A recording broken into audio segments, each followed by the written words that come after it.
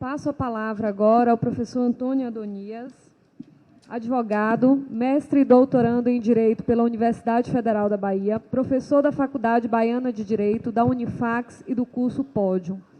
Ele vai nos brindar com a palestra A Eficácia Normativa dos Precedentes Judiciais no Projeto do Novo Código de Processo Civil.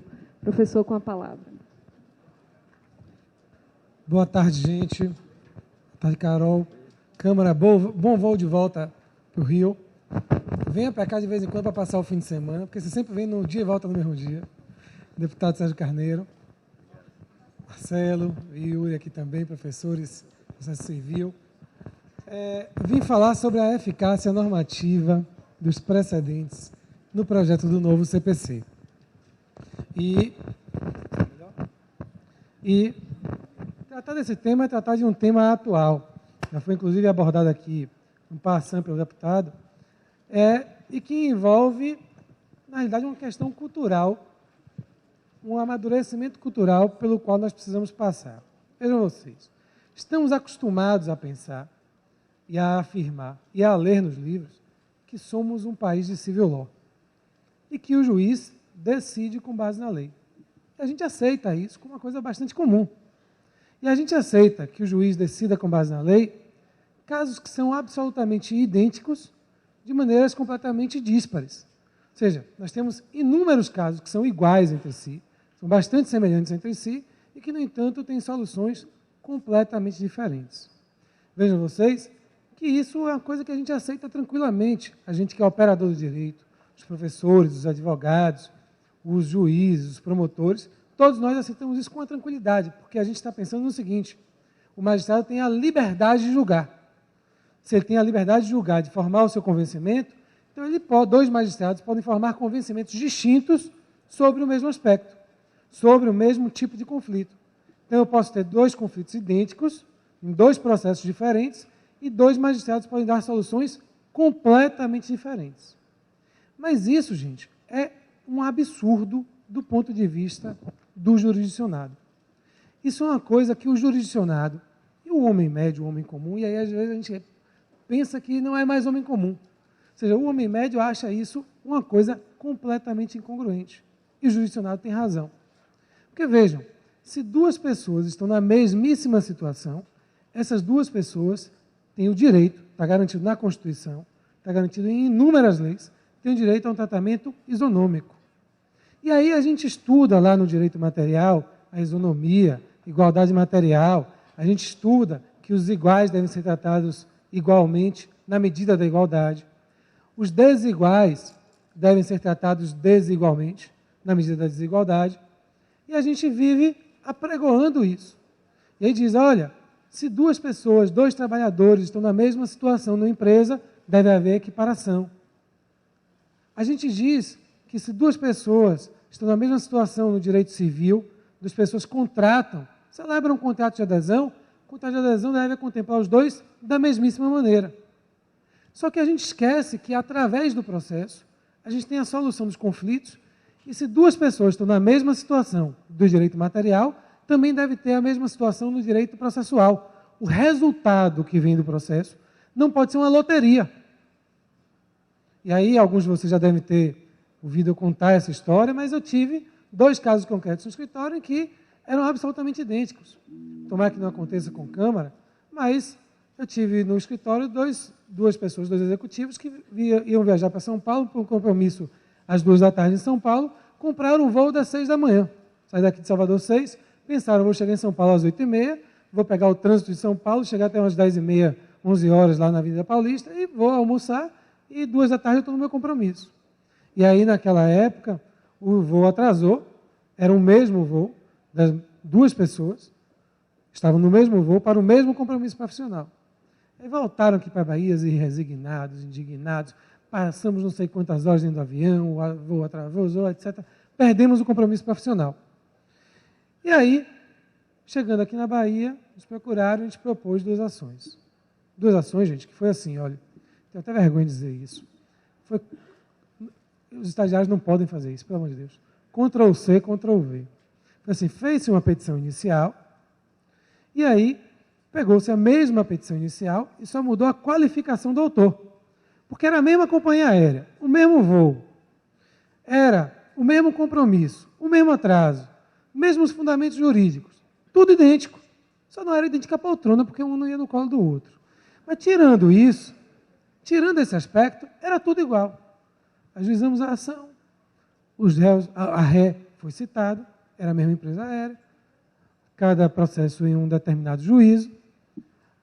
O escritório de advocacia da empresa era um só, apresentou a mesmíssima contestação, e aí o processo se desenrolou, o outro processo se desenrolou, chegou no final, sentença de procedência para um, dizendo, olha, procedência parcial, condeno, mas não condeno no valor que você está pedindo, e o outro foi, julgo improcedente.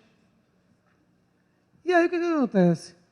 Aí a gente liga para o jurisdicionado, nesse caso para o cliente, e diz, olha, você ganhou. E no outro a gente liga e diz assim, olha, você perdeu. Aí pergunta assim, mas como assim eu perdi? Fulano de tal, que viajou na poltrona do meu lado, comprou passagem para o mesmo voo, foi para o mesmo compromisso, ganhou, como é que eu perdi? Isso é uma loteria? Ou seja, a gente chuta para ver onde é que a bola vai parar? Porque se for uma loteria, eu preciso repensar o sistema processual e o sistema jurídico brasileiro. Por que eu preciso repensar isso? Porque, vejam, além de ferir a isonomia, eu estou ferindo a segurança, minha gente. Porque, independentemente do teor dessa decisão, não quero discutir aqui se está certo ou não está errada, se há fundamento ou não há fundamento para julgar procedente ou improcedente, minha preocupação não é essa, nesse momento. Minha preocupação é outra. Minha preocupação é com a segurança que nós todos queremos ter. Toda vez que vocês praticam um ato, vocês querem a segurança. Quando vocês compram um apartamento, vocês querem ter a segurança de que o apartamento não vai ser tomado de vocês. Quando vocês compram um carro, vocês querem ter a segurança de que vão receber o carro, vão poder utilizar o carro vai ser de vocês. No momento em que vocês compram, que vocês contratam a prestação de serviço educacional na faculdade, vocês querem ter a segurança de que vai haver prestação de serviço. Ou seja, a gente pauta a nossa conduta com base numa segurança, numa expectativa de segurança. E aí vejam o que começa a acontecer. Se as decisões são díspares e viram a loteria, eu não tenho a segurança, nem para um lado nem para o outro. Porque se os tribunais uniformizarem o entendimento de que as empresas aéreas não devem indenizar por conta dos atrasos, excelente. Excelente, deixa eu explicar. Está uniformizado o entendimento, e eu que preciso viajar, vou dizer o seguinte, eu não vou comprar nunca uma passagem para o dia do meu compromisso. Então, na realidade, se eu tenho um compromisso em São Paulo, ainda que seja 2, 3, 4 da tarde, eu vou comprar passagem no dia anterior. Vou bloquear minha agenda toda do dia anterior para poder viajar. No outro dia eu estou no compromisso e no dia seguinte eu volto para Salvador. Se eu tiver, vejam, e aí as empresas aéreas não vão se mobilizar no que diz respeito à infraestrutura, com contratação de pessoal, com logística, para poder fazer com que os voos saiam pontualmente. Mas, se eu tiver o inverso, e aí por isso que eu digo que não importa muito o conteúdo aqui para a nossa conversa, o conteúdo da decisão, se eu tiver o inverso dizendo, se atrasar tem que indenizar, o que vai acontecer? Então eu vou continuar comprando minha passagem aérea para o dia do meu compromisso. A Câmara saiu do Rio de Janeiro hoje, de manhã, chegou aqui, fez a palestra dele e está voltando para o Rio de Janeiro. Ele tem uma expectativa de que o voo dele saia no horário, do Rio, chegue aqui num determinado horário, ele cumpra um compromisso e volte para o Rio de Janeiro. Ele pautou a conduta dele com base numa expectativa de segurança. Só que essa expectativa de segurança começa a ser minada se eu tenho decisões para todos os lados. Por quê? Porque aí eu vou perguntar o seguinte, quando o advogado recebe um cliente no escritório, doutor, vou ganhar? Você vai dizer assim, eu não sei. Porque existem alguns julgados dizendo isso, outros julgados dizendo aquilo, outros julgados que têm uma terceira posição. E a gente não tem a previsibilidade. E aí reparem como isso começa a repercutir em uma série de outros aspectos da nossa vida. Vejam vocês, então, que o juiz, vivemos num sistema de civil law, e o juiz julga com base na lei. O juiz julga com base na lei, mas esses julgamentos são completamente díspares. E aí o que começou a acontecer? Primeiro, essa situação que eu estou trazendo para vocês, ela tem uma peculiaridade. Qual é? Os dois processos são idênticos. Os dois processos são massificados. O conflito é o mesmo nos dois processos. Não são conflitos diferentes entre si. Logicamente que para situações diferentes, as soluções vão ser diferentes. Mas na medida em que esses conflitos começam a se repetir, eu tenho que ter também soluções repetidas. Vejam, no momento que eu tenho soluções, que eu tenho que ter soluções repetidas, eu estou prestigiando a velocidade do processo, que não é celeridade, é razoável duração. Estou prestigiando a segurança na resposta jurisdicional e a isonomia. E nós todos buscamos esses três valores o tempo todo. Ora, então veja o que o legislador começou a fazer no atual CPC. Diante dessas situações, o legislador começou a pensar o seguinte: quando existem inúmeros recursos especiais lá no STJ, e esses recursos especiais tratam da mesma matéria, o STJ faz o quê? Ele pega 3 desses recursos especiais, que são considerados como recursos paradigmas, analisa esses 3, oportuniza a manifestação do amicus curiae, da sociedade civil. Se tiver uma questão de consumo, as associações de defesa do consumidor. Se tiver uma questão bancária, a Federação Brasileira de Bancos vão poder se manifestar. Por quê? Porque a solução que ele vai dar para esses 3 recursos especiais vai ter implicações em todos os demais especiais. Como é que funciona? Os demais especiais ficam suspensos e o STJ julga 3. E essa solução que ele vai dar aos 3 vai se aplicar a todos os demais especiais. Por isso que eu preciso da ampla participação das partes que têm seus especiais sobrestados, das partes que têm seus especiais julgados, do amicus curiae, das associações, da sociedade civil organizada. Então, vejam vocês que essa solução vai virar um precedente e esse precedente vai nortear o julgamento dos outros recursos especiais que estão sobrestados. Vejam, só que não paramos por aí. O legislador reformou o CPC, e hoje, quando eu ajuizo uma ação e existe súmula do STJ, do STF, jurisprudência dominante desses tribunais, vejam, o juiz pode proferir uma sentença de acordo com a súmula. No momento em que ele profere a sentença de acordo com a súmula e eu recorro, eu apelo, o juiz de primeiro grau nega seguimento à minha apelação. Ou seja, ele está dizendo o seguinte: por que seu apelo não vai ser apreciado, não vai subir para o segundo grau? Porque os tribunais já pacificaram o entendimento sobre determinada matéria. Então não tem por que reexaminar. Aí, contra a decisão que inadmite a minha apelação, eu interponho o agravo de instrumento. E aí o relator, artigo 557 do CPC, atual, vigente, vai dizer: nego o seguimento, inadmito o seu recurso monocraticamente, porque existe jurisprudência dominante ou súmula do STF, do STJ ou do próprio tribunal. E aí vejam, se a gente pensar bem, eu começo a contestar minha primeira afirmação. Eu disse: vivemos num sistema de civil law. O juiz decide com base na lei. Só que nesse segundo processo, o juiz proferiu uma sentença em conformidade com a jurisprudência, com o precedente. Ou seja, ele utilizou o precedente judicial, uma decisão judicial já criada pelo STJ, para poder julgar. Quando eu apelo, ele inadmite minha apelação porque já existe um precedente, porque a sentença dele está em conformidade com o precedente. No momento em que eu agravo, o relator nega seguimento monocraticamente ao meu agravo, porque já existe o precedente. Então, reparem vocês que o juiz não está mais decidindo só com base na lei. Ele está decidindo com base na lei, está. O artigo 557, 518, todos eles dizem isso que eu acabei de mostrar aqui para vocês. Mas ele está decidindo com base na lei e nos precedentes, e nos julgados que formaram a jurisprudência dominante, e nos julgados que levaram à construção de súmulas, pelos tribunais de segundo grau, pelos tribunais superiores. Muito bom. Isso quer dizer, gente, que eu não posso mais afirmar que vivemos num sistema de civil law e o juiz decide com base na lei.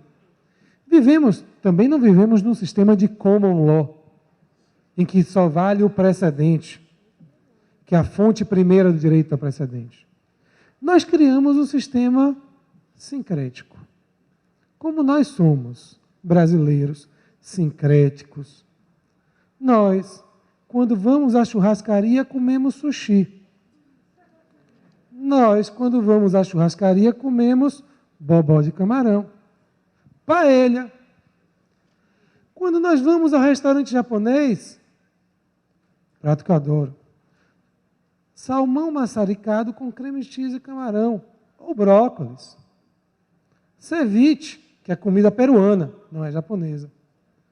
Para acompanhar, a gente toma o quê? Siriguelosca. A gente toma umbu rosca, jabuticaba rosca. Rosca de lixia, que eu não gosto, não sei se é lixia ou rosca, enfim. Mas repare, a gente é mestiço. A gente é sincrético. Quando eu acabo minha refeição no restaurante japonês, eu peço uma torta búlgara. Vocês mostrarem esse cardápio para o japonês. O japonês está acostumado com arroz empapado, vinagre, peixe cru, sem gosto, sem sal. Isso não é comida japonesa, isso é brasileiro fazendo comida japonesa.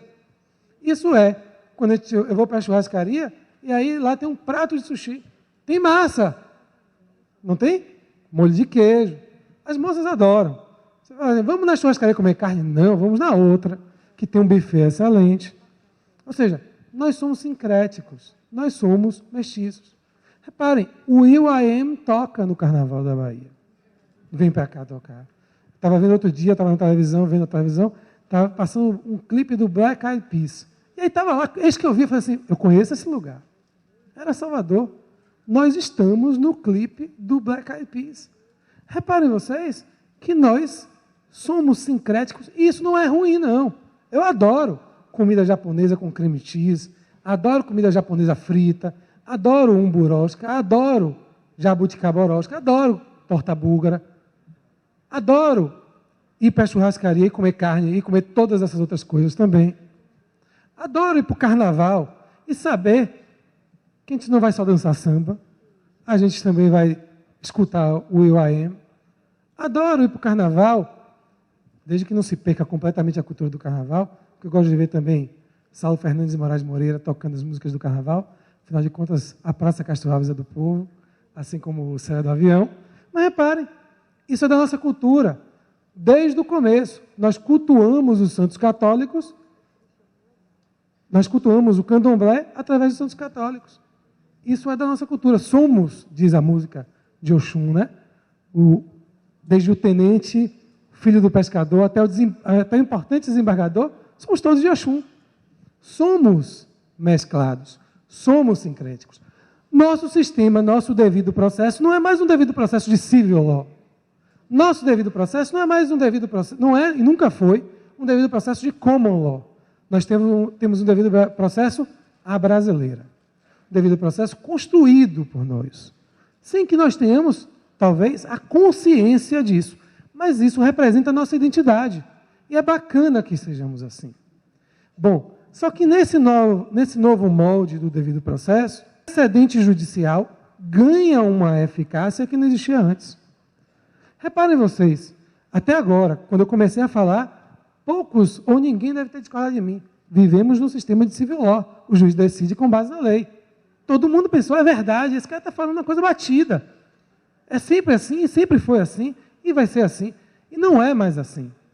Vejam vocês que hoje, se vocês abrirem o artigo 557 do CPC de vocês, vocês vão encontrar lá assim, o relator negará seguimento ao recurso quando ele estiver em confronto com súmula ou jurisprudência dominante do próprio tribunal ou dos tribunais superiores. Ele não diz, o relator poderá negar seguimento. Ele manda, o relator negará seguimento. Reparem, o juiz negará seguimento, não receberá a apelação se a sentença estiver em conformidade com a jurisprudência do tribunal. Vejam vocês que ele não diz, o juiz analisará e poderá negar seguimento à apelação. Ele comanda, ele é imperativo, negue seguimento. Vejam vocês, portanto, que o precedente aí não é mais de aplicação tão facultativa assim. Porque a gente está acostumado a usar o precedente, até hoje, da seguinte maneira. A gente usa o precedente como meio de persuasão. Vai dizer assim, juiz, eu não sou louco. Existe gente que pensa como eu. olha, eu estou dizendo, afirmando isso aqui na minha tese, e há um precedente do STJ. Vejam como o STJ já julgou como eu quero. Vejam como o STJ compartilha do mesmo entendimento, ou eu compartilho do mesmo entendimento do STJ. Estou tentando te convencer disso. Estou tentando te persuadir sobre isso. Mas no momento em que o CPC começa a dizer negue seguimento, ele não está dizendo mais isso tem eficácia persuasiva.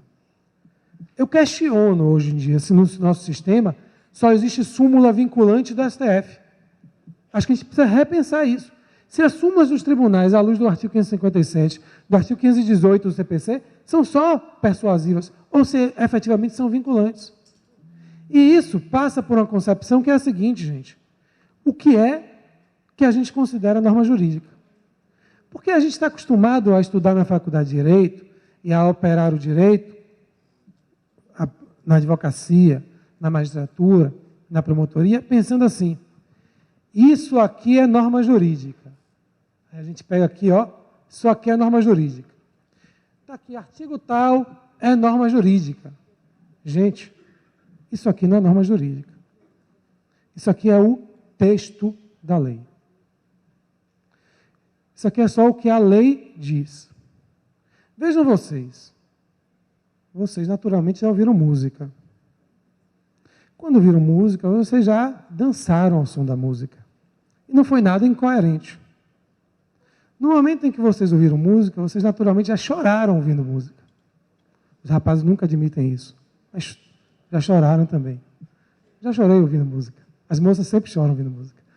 Já ficaram alegres ouvindo música. Vocês nunca choraram lendo uma partitura musical. Nunca. Vocês nunca dançaram lendo uma partitura musical. Senão vocês vão ser loucos. Reparem vocês, então, que uma coisa é a música, outra coisa é a notação da música. É o texto da música. Uma coisa é eu estar assistindo um filme e me emocionar. Reparem, canso de contar isso. Minha sócia sempre briga comigo quando eu falo isso. Mas ela é chorona, daquelas mulheres choronas, que choram por qualquer besteira no cinema. Está ela lá com o noivo dela. E aí, morrendo de chorar, em lágrimas, copiosamente, o noivo dela, racional, cético, diz assim, Ana, o que foi, Ricardo? Isso é ficção. Aí ela sai do clima. Aí um dia eu estava assistindo Olga, ela chorando copiosamente. Olga separada da filha, ela morrendo de chorar. Ela, Ana, o que foi, Ricardo? Não venha dizer que isso é ficção. É passado, Ana, é passado. Não volta, não vai acontecer de novo. Estamos num Estado democrático, isso não vai acontecer de novo. Repare, mas ela não chora além do roteiro do filme. Ela chora assistindo o filme. Vejam vocês que existe uma diferença entre o roteiro do filme e o filme. Existe uma diferença entre a notação musical, a partitura e a música. Existe uma diferença entre o texto da lei e a norma. Todos temos direito à moradia. Perguntem para quem mora debaixo da ponte se existe direito à moradia no Brasil. Perguntem para quem recebe um salário mínimo se tem lazer, se tem educação, se tem vestuário dignos. O salário mínimo tem que prover tudo isso. Saúde. Uma coisa é o que diz a lei, é o texto da lei. Outra coisa é a norma. O que é a norma? É o texto aplicado. Quando um juiz interpreta o texto da lei, ele está criando uma sentença que é uma norma jurídica. E aí vejam, quando a gente diz, então o juiz vai aplicar o precedente está servindo de norma para ele. Do mesmo jeito que ele aplica a lei para resolver um conflito, ele aplica uma outra norma jurídica, que é o precedente, para poder resolver o conflito. O precedente nada mais é do que uma interpretação que já se fez sobre o texto legal. É uma norma jurídica. Só que essa norma jurídica, que é o precedente, a gente sempre aplicou de maneira persuasiva, para poder formar o convencimento. E a gente começa a aplicar agora de maneira obrigatória. O novo CPC, o projeto do novo CPC, melhor dizendo, diz, Artigo 847. Os tribunais velarão pela uniformização e pela estabilidade da jurisprudência, observando-se o seguinte, número 1. Sempre que possível, na forma e segundo as condições fixadas no regimento interno, deverão editar enunciados correspondentes à súmula da jurisprudência dominante. E aí vejam, número 2. Os órgãos fracionários seguirão a orientação do plenário. Seguirão, assim, ó, poderão seguir, não é? Seguirão a orientação do plenário, do órgão especial ou dos órgãos fracionários superiores aos quais estiverem vinculados nesta ordem. Gente, criado o precedente, criada a súmula, os órgãos fracionários seguirão esses precedentes. E é bom que seja assim? É bom que seja assim. Está cansado de ver milhares de processos repetidos, observando todo aquele lento procedimento para chegar na mesma solução. Ou, pior, em soluções diferentes. Então, a gente está passando por uma necessidade, por um momento em que a gente começa a conceber que o direito não é só a lei. Muito tempo já se dizia isso, aliás. E o precedente ganha uma eficácia que é de verdadeira norma, uma eficácia normativa. Não é mais, a jurisprudência não é mais só uma fonte de interpretação, como a doutrina é. Quando eu leio um autor, um doutrinador, digo assim, olha, essa é uma interpretação, mas isso não vincula ninguém. Mas na medida em que o projeto do CPC diz que os órgãos fracionários seguirão essa orientação, eu já estou dizendo, não é mais uma faculdade, já é uma determinação de que se siga. E é bom que seja assim. Agora, quais são as preocupações que isso aqui traz? Então, o precedente tem uma eficácia de norma e deve ser seguido. Quais são as preocupações que surgem daqui? São duas, me parece. Primeira delas, eu não posso confundir, como dizia meu pai há muito tempo, alhos com bugalhos. Ou seja, uma coisa é eu ter demandas repetitivas, iguais, idênticas entre si, merecem a mesma solução? Merecem a mesma solução. Isso não exclui que haja demandas individualizadas. Reparem, as demandas repetitivas são um fenômeno do nosso tempo. Nós contratamos com contrato de adesão e nós não exercemos a plena autonomia da vontade. Isso acontece em telefonia, em TV a cabo, em plano de saúde, em contrato bancário, em voo. Isso acontece, gente, em alimentação. Eu chego ali no fast food, peço o número 4, me perguntam, a batata é grande ou é média? O refrigerante é grande ou é médio? E o problema que vai surgir comigo, em relação a todos esses contratos de adesão, vai surgir de maneira idêntica ou muito parecida com cada um de vocês. E é importante que o judiciário uniformize qual é o entendimento, porque isso impede, como o deputado disse, que se continue ajuizando ações para poder apostar na loteria. Se eu tiver uma previsibilidade que eu vou perder, eu não ajuizo a ação. Isso diminui o número de conflitos, o número de processos no judiciário. Vejam vocês que eu, portanto, preciso diferenciar o que é repetitivo e o que não é repetitivo.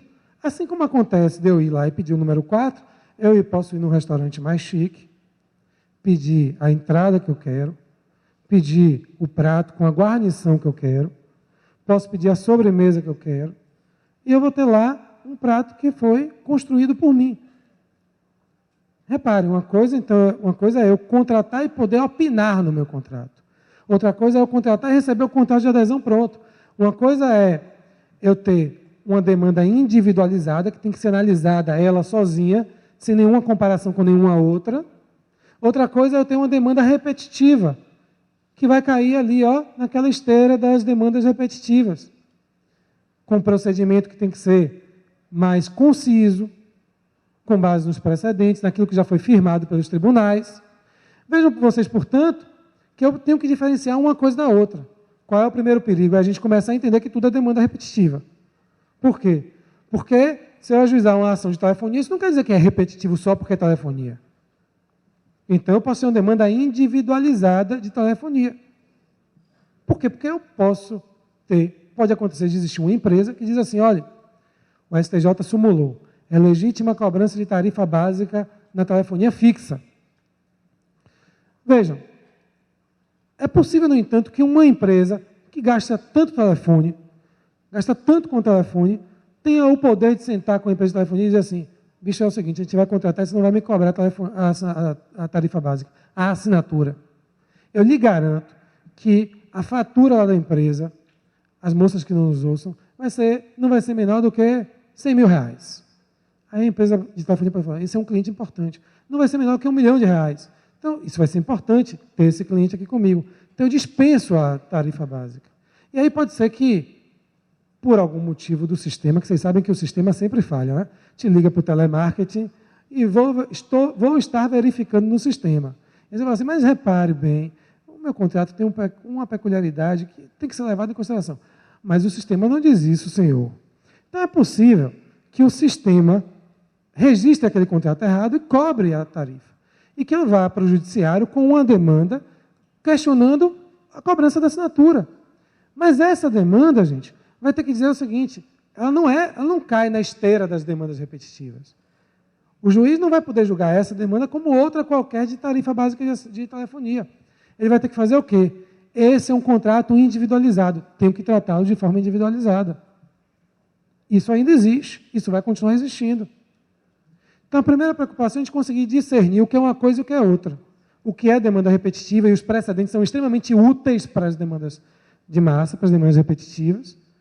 E o que é, de outro lado, demanda individual. Me parece que está na hora de nós começarmos a regulamentar de forma séria e sistematizada as demandas repetitivas no Brasil. Porque a gente estuda o artigo 285-A, a gente estuda o artigo 543-C, 557, 518, meus alunos todos sabem isso. Espero. A gente estuda tudo isso quando a gente estuda processo individual. Mas não é mais um processo individual. Já é um outro tipo de processo, é um processo repetitivo. O procedimento tem que ser... Procedimento 285-A, juízo ação, juiz sentencia, ponto final. Julga em procedente prima facie. Não teve citação, não teve contestação, não me parece inconstitucional, porque eu estou repetindo a sentença, repetindo o precedente. Essa é a primeira preocupação. Qual é a segunda e última preocupação? Gente, é que a gente vai precisar começar a estudar mais profundamente os sistemas de common law. Porque, vejam, ainda que eu tenha uma demanda repetitiva, pode surgir, e certamente surgirá, um advogado, e eis aí a beleza da profissão, que vai encontrar um argumento que até hoje não foi utilizado para a mesma questão. Ele não é uma questão repetitiva, não é uma questão individualizada, mas ele encontrou um novo fundamento. Ele pensou num novo fundamento. E aí, doutor, é aquela história de que a gente não pode minorar nem engessar, eu vou chegar no engessamento já, a gente não pode minorar os honorários dos bons advogados. Já não basta o salário dos professores, né? Então, repare, vai ter aquele excelente advogado que vai fazer o quê? Vai encontrar aquele argumento na demanda repetitiva, aquele argumento que nunca foi examinado pelo juiz de primeiro grau, pelo Tribunal de Justiça, pelos tribunais superiores. Como é que eu faço para o sistema respirar? Porque se a gente pensar no sistema de precedentes, sem pensar nessa válvula de escape, nesse cano de escape, o sistema fica engessado. O que o STJ disser lá em cima, o que o STF disser lá em cima, um abraço para a gente que é mortal aqui embaixo. Por quê? Porque a gente vai aplicar sempre a mesma solução. Mas aí, eu preciso, porque os costumes mudam, porque os costumes mudam no tempo e porque os costumes mudam no Brasil, porque o costume que vige lá no Acre não é o mesmo costume que vige em Porto Alegre. Eu preciso, então, analisar essa riqueza de detalhes. E podem surgir novos argumentos. E aí, como fazer para respirar? A gente vai precisar começar a estudar institutos que lá no Common Law a gente chama de overruling, overriding, reversal, que é objeto de outro momento para a gente conversar.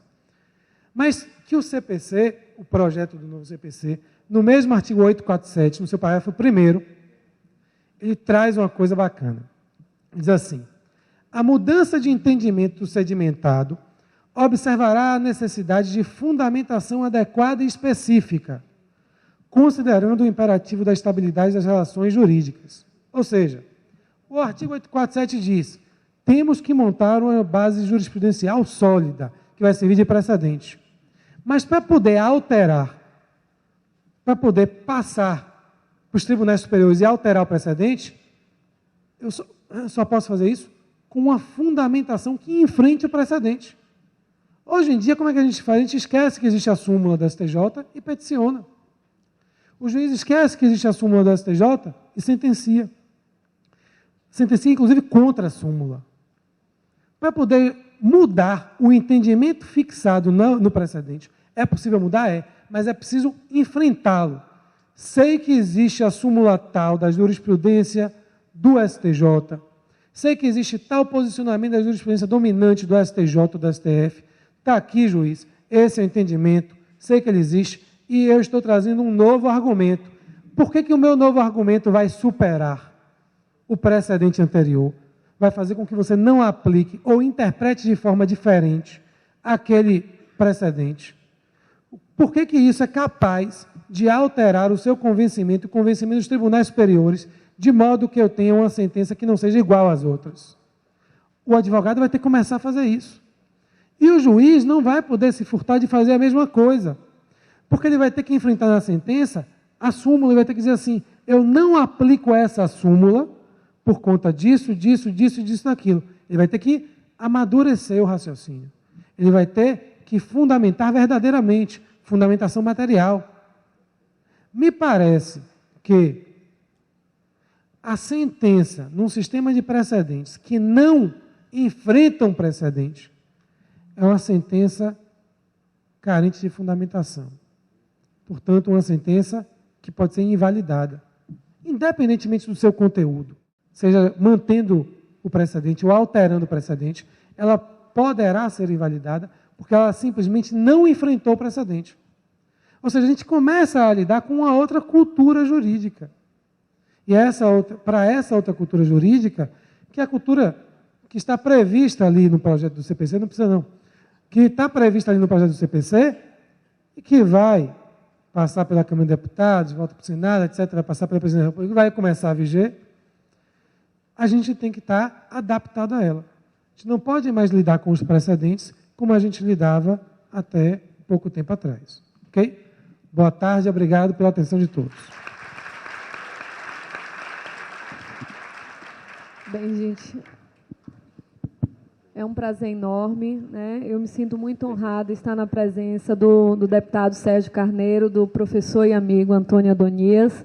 Quero agradecer e entregar os certificados ao doutor Sérgio Carneiro pela participação. Muito obrigada. Professor Antônio Adonias, certificado.